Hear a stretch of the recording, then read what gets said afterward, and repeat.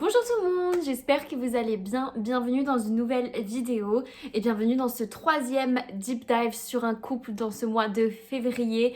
En effet, si vous débarquez là par hasard et que vous n'avez pas vu mes autres vidéos, pendant ce mois de février, tous les dimanches, je fais des deep dives sur des couples spécifiquement, ce que j'avais jamais fait avant. Je fais d'habitude deep dive sur des personnalités, sur des chanteurs, etc. Là, j'ai décidé de me consacrer sur les couples pendant ce mois de février parce que c'est un peu mois de l'amour. Et donc, j'ai déjà fait Sarah Michelle Gellar et Freddie Prinze Jr., Mila Kunis et Ashton Kutcher, et aujourd'hui, on va parler de Jennifer Godwin et Josh Dallas. Ils sont peut-être un peu moins connus que ceux que j'ai fait, mais c'est pas une raison pour pas regarder cette vidéo. Leur histoire d'amour, elle est trop mignonne.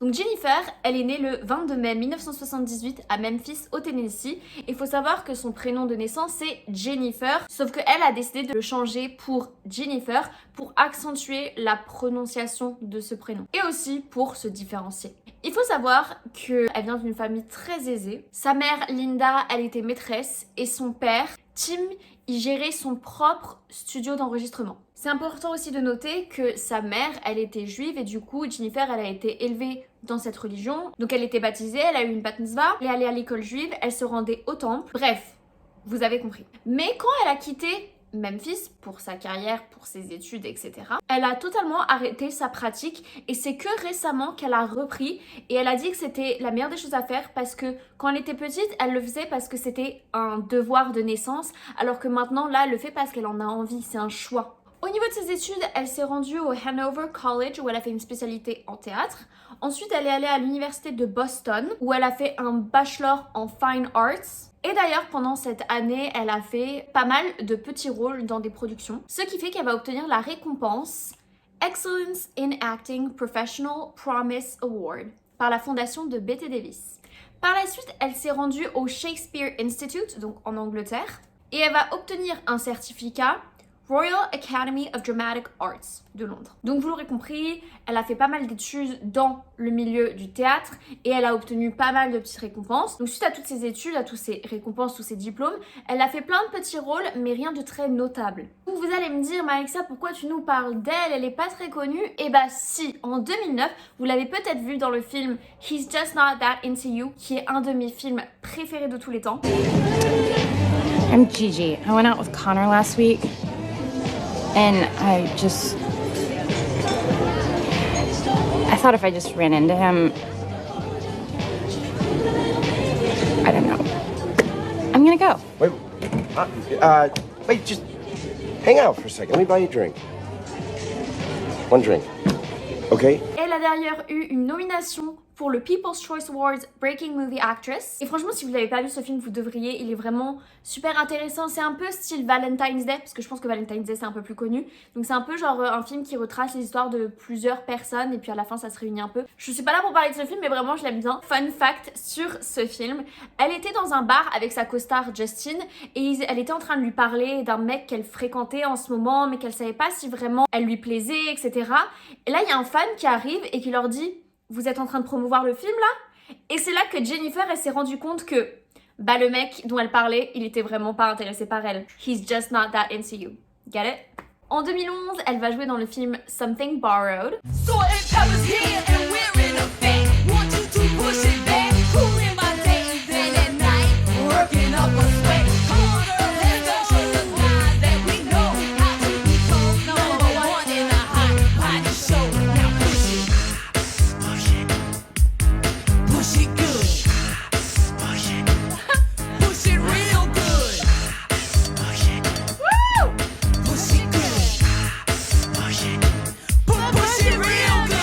Et moi je l'aimais trop ce film, mais apparemment ça n'a pas eu un énorme succès, ce qui fait qu'elle a légèrement disparu du grand écran. Mais cette même année, en 2011, elle va décrocher le rôle qui va changer sa vie, littéralement, puisqu'elle va obtenir le rôle de Blanche-Neige de Mary Margaret dans Once Upon a Time. Et si vous n'avez pas vu, j'ai fait une vidéo fax sur la série Once Upon a Time il y a un peu plus d'un mois, donc je vous invite à aller la regarder après cette vidéo. Donc ce qu'il faut savoir, c'est que Jennifer, elle était tellement contente d'avoir obtenu ce rôle parce que déjà de 1, c'était une énorme fan des princesses Disney et en plus, elle était fan du travail de Edward Kittit et Adam Horowitz. Franchement, si vous me suivez depuis un moment et vous avez toujours pas retenu ces prénoms, c'est que vous ne faites pas attention à ce que je dis parce que ces deux écrivains, ils ont écrit pour la série Lost une des meilleures séries de tous les temps, et aussi pour la série Once Upon a Time. Et vu qu'elle était une grande fan de Lost, girl, you and me both, elle savait que Adam et Edward avaient écrit cette série. Quand elle a su qu'ils allaient écrire une nouvelle série et que ça s'appelait Once Upon a Time, elle a dit, faut que j'en fasse partie. You planted the sword in that stone. I did.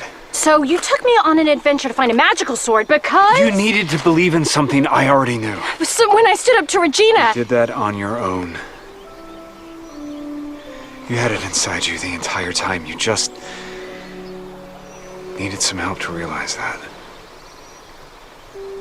Et elle va rester dans cette série jusqu'à 2017 où elle va décider de quitter la série pour des raisons familiales, dont on parlera un peu plus tard. Mais ce qu'il faut savoir, c'est qu'elle n'a pas du tout regretté cette décision. Et de toute façon, Once Upon a Time, ça a duré qu'une saison de plus après. Et celle-là, moi je crois que je l'ai regardée qu'une seule fois et c'était pas top. Hein. Ils auraient dû s'arrêter, comme tout le monde, en même temps que Jennifer et dire ciao. Bref, en 2016, elle va prêter sa voix dans le film Zootopia, puisqu'elle va donner sa voix à ni plus ni moins que Julie Hopps. And you, little guy, you want to be an elephant when you grow up, you be an elephant.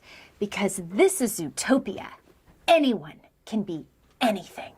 Et comme vous le savez, ça a eu un énorme succès, même auprès de ses propres enfants qui adorent regarder ce film. En 2017, elle aura été dans la pièce de théâtre Constellations. Et elle a participé à cette pièce de théâtre parce que c'était différent de ce qu'elle avait fait auparavant et elle voulait justement se challenger après avoir passé tout ce temps sur une série. Souvent, ils veulent un peu se prouver qu'ils peuvent faire autre chose. Et cette pièce de théâtre, elle a duré un peu plus d'1 mois. De toute façon, je pense que c'est un peu le délai pour une pièce de théâtre. De 2019 à 2020, elle aura participé à The Twilight Zone. Et ce qu'elle avait apprécié dans cette série, c'est que le directeur, il lui avait laissé libre cours. Elle pouvait vraiment se le challenger, essayer des nouvelles choses. Et elle dit qu'elle ne s'est jamais sentie aussi libre sur un tournage. De 2019 à 2021, elle aura participé à la série Why Women Kill. Et ça, c'est sur ma bucket list, il faut que je la regarde parce qu'elle a l'air assez cool. Are you gonna miss the house? It's just a building. Home is where my family is. Et en 2022, elle aura participé au film Pivoting. Elle a voulu participer à ce projet parce que c'est vachement centré sur les amitiés entre femmes et que justement, elle se considère comme a girl's girl et du coup, elle voulait participer à un projet comme ça. Et d'ailleurs, fact, Jennifer nous dit que pour elle, un énorme red flag, c'est une femme, une fille qui va dire qu'elle n'est amie qu'avec les garçons. Parce que pour elle, c'est impensable, faut se soutenir entre femmes, tu vois. Bref, la conclusion, c'est qu'elle aura certes pas fait énormément de blockbusters, de films hyper connus, c'est peut-être pour ça d'ailleurs que vous la connaissez pas, mais elle, ça lui va très bien. Elle a fait des petits rôles avec des sujets qui l'intéressent, elle a travaillé avec des directeurs qui l'intéressent, qu'elle admire, et pour elle, c'est ça le plus important. Elle dit que c'est pas grave si elle a pas gagné des millions avec des gros films. Après, d'un côté, si je peux me permettre, Jennifer, tu viens d'une famille assez aisée, je pense que tu peux te permettre aussi d'être picky sur tes choix de films. Mais de toute façon, je suis d'accord, faut aimer ce dans quoi tu te lances, évidemment. On n'a pas tous les mêmes moyens. Parlons maintenant de son prince charmant.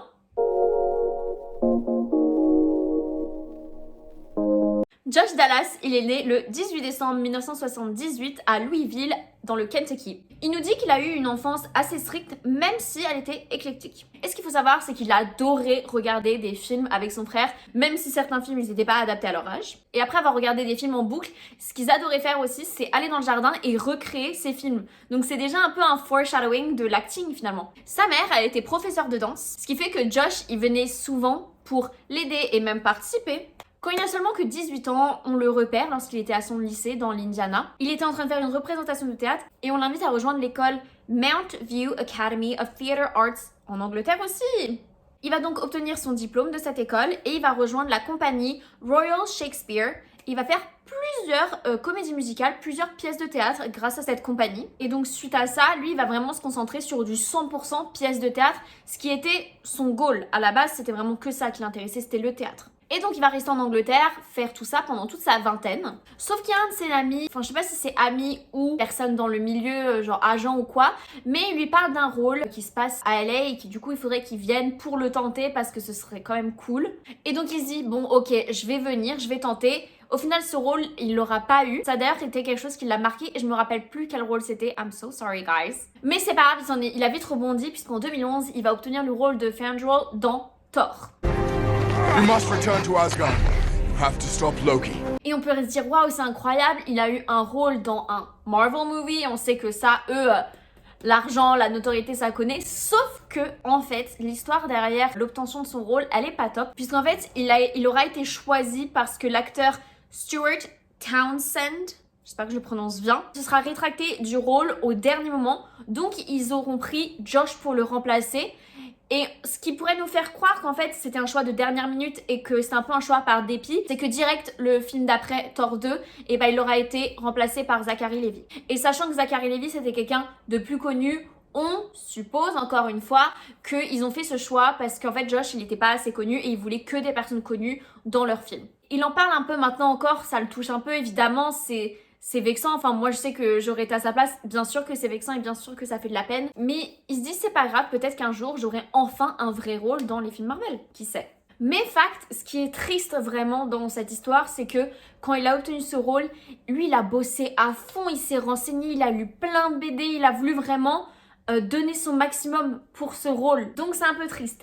Mais le fait d'avoir été viré, ça lui a libéré son calendrier, ce qui lui a permis de participer à la série, oui, Once Upon a Time. Et c'est vrai que c'est vraiment ce rôle qui l'a fait connaître un peu comme Jennifer. Please. We may owe you a slight apology. Slight. Don't get greedy. Take it. Okay. We should never have doubted your intentions.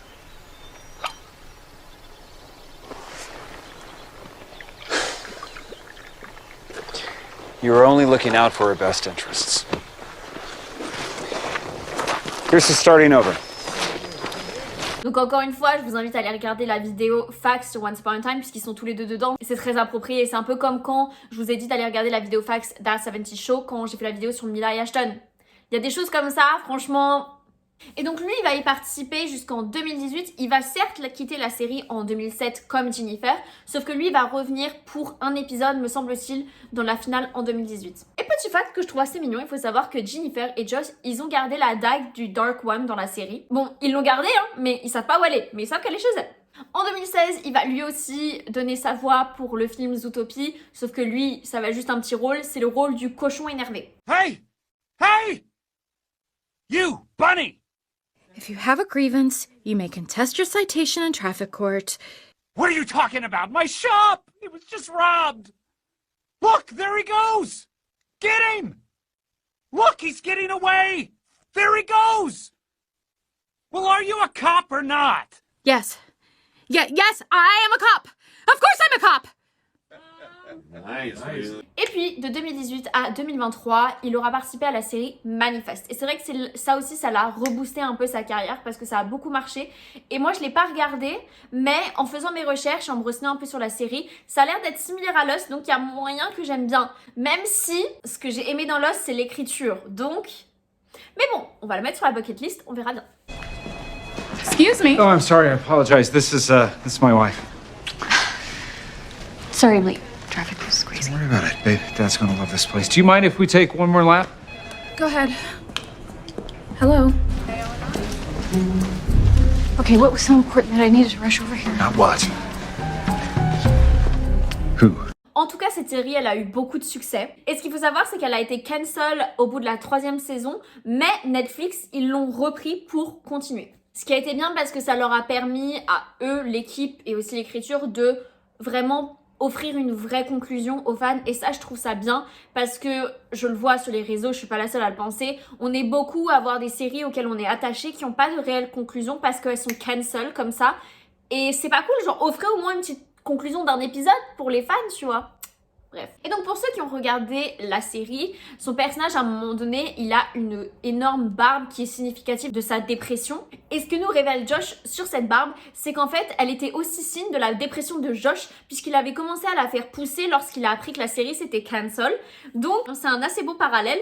Et à savoir que Jennifer, elle aimait beaucoup Josh en barbe, si vous voyez ce que je veux dire. Bref, lui aussi au final, il aura eu quand même une petite carrière en faisant des apparitions dans des films un peu indépendants. Il y a eu Doctor Who et 80 Minutes en 2008, il y a eu Ghost Machine en 2009, Hawaii 5-0 en 2010, Red Tails en 2012, bref, voilà, plein de petits films pas énormément connus. Et lui, un peu comme Jennifer, il a préféré choisir des projets dont il n'était pas sûr de la réussite, mais dont l'histoire, dont l'écriture lui plaisait, l'intéressait. Il voulait travailler avec des gens qu'il aimait bien et sur des projets qu'il aimait bien, peu importe qu'il gagne de l'argent ou non.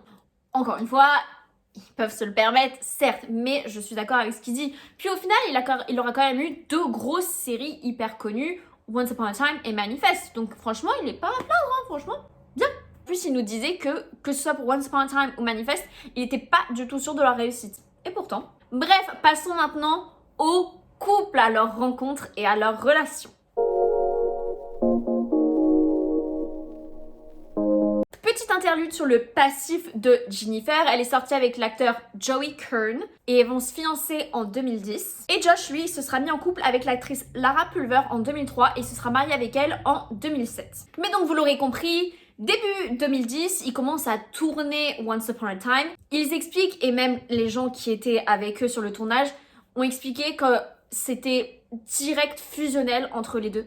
Ils ont vraiment eu une connexion immédiate. Mais vu qu'ils étaient tous les deux en couple, ils ont décidé, tant bien que mal, de vraiment garder cette fusionnalité amicale. Mais au final, l'un comme l'autre vont annoncer leur divorce ou leur rupture de fiançailles quelques mois après. Mais suite à ça, ils ont quand même pas voulu tout de suite se mettre en couple. Déjà, par respect pour les autres, évidemment, mais aussi parce qu'ils voulaient pas faire des problèmes sur le tournage, ils voulaient pas forcément que les gens sachent qu'ils sont ensemble, ou ils voulaient pas que ça crée des tensions ou quoi que ce soit.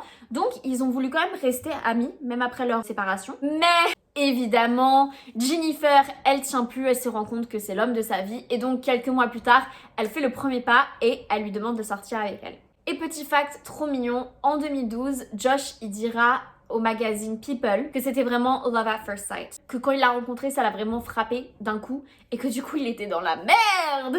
Bref, en octobre 2013, ils vont annoncer leur fiançailles. Le 12 avril 2014, ils vont se marier. Et c'était une toute petite cérémonie avec 30 personnes et ils l'ont fait chez eux, au calme. Et ce qu'il faut savoir, c'est que justement, cette cérémonie, le mariage, il a été un peu précipité parce qu'elle était enceinte. Fact, en 2015, Jennifer, elle dira sur l'émission Live with Kelly and Michael: on s'est dit qu'on était un couple moderne, qu'on s'en fichait, qu'on se marierait plus tard.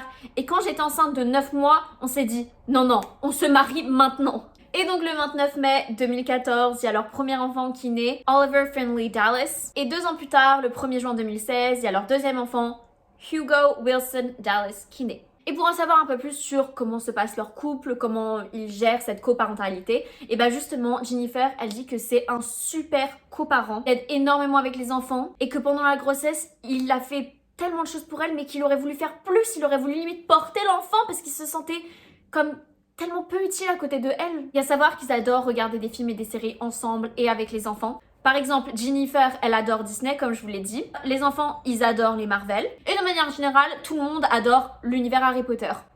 Franchement, je m'entendrais trop bien avec cette famille. Petit fact, Jennifer, pour les 37 ans de son mari, elle l'a emmené à Disneyland et c'était la première fois qu'il y allait. Vraiment, moi, ça me choque quand j'entends parler de gens qui sont jamais allés à Disneyland parce que moi, j'adore. Mais c'est vrai que c'est pas forcément le délire de tout le monde. Mais vu que Jennifer, Disneyland, c'est son univers, elle a voulu emmener son mari. Comme je vous ai dit, en 2017, ils ont donc quitté la série tous les deux, Once Upon a Time. Et c'est parce que le fait d'avoir maintenant 2 enfants et d'être sur une série tous les deux à temps plein, ça coïncidait plus avec leur vie de famille.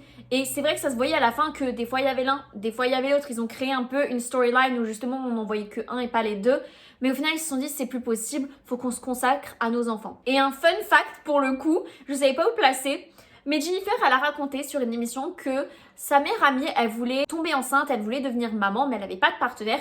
Et du coup, Jennifer, elle a eu l'idée un peu folle de proposer le sperme de son mari, sans forcément l'autorisation de son mari. Et sauf que quand Josh l'a appris, et même sa meilleure amie à Jennifer, ils étaient tous les deux en mode pas sûr que ce soit une bonne idée. Et Jennifer, elle était à fond, elle a dit mais si, franchement c'est l'idée parfaite, t'es déjà dans sa vie puisque t'es ma meilleure amie, ils seront proches des enfants. Genre vraiment, elle commençait à s'imaginer tout un scénario, hein. En fait, je pense qu'elle voulait tellement aider sa meilleure amie à réaliser son rêve que je pense qu'elle est partie un peu loin dans l'idée. Et donc vous l'aurez compris, au final ça s'est pas fait, et franchement heureusement, parce que je pense que ça aurait été quand même bizarre, tu vois. Genre justement ils auraient été tout le temps ensemble, du coup lui il se serait dit je suis le père de cet enfant mais pas sûr que j'ai le droit de la traiter comme mon enfant. Ça aurait été bizarre je pense, donc franchement tant mieux que ça se soit pas fait. Bref, la question que je me pose à chaque fois dans ces vidéos, c'est pourquoi est-ce que leur couple ça marche. Et franchement ça va devenir redondant à force, mais parce qu'ils sont amis avant tout. Et elle nous explique qu'il la fait rire, tout simplement. Ils se respectent mutuellement et ils veulent les mêmes choses, comme par exemple le fait de vouloir garder leur vie de famille privée. Et ils admirent mutuellement la carrière de l'autre. Et c'est vrai que ça se voit dans les interviews que j'ai vues.